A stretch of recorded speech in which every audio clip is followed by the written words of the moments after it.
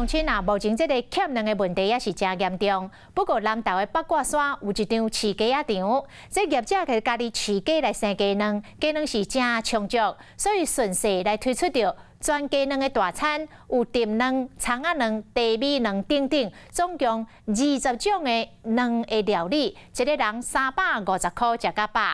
不过，徛伫个中兴新村的中兴国中的烘焙班，因为欠卵，无法度练做胖，甲练做鸡卵糕。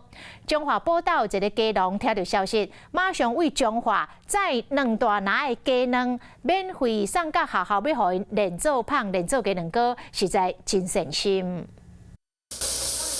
青花菜含认真下落油鼎内底拌炒，佮加炒卵用玫瑰快炒，味真香。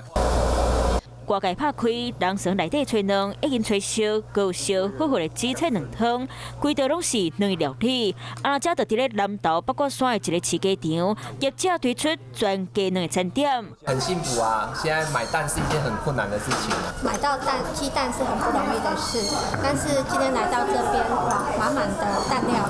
全台湾拢伫咧欠卵，民众会当食到规道全鸡卵的料理，感觉够满足的。一个人3个食到饱，有吹卵、葱仔卵、牛奶炒卵、卡马豆炒卵、卵汤、佮茶米卵，拢总20项卵的料理。来人来食，佮加送一只烘鸡。大家有的就是都买不到蛋，所以就没有办法吃到鸡蛋，所以呢，我们就推出这个鸡蛋料理吃到饱。业者因为家己饲鸡仔、生鸡卵，所以无欠卵，就来推出全鸡卵的料理来摄人客。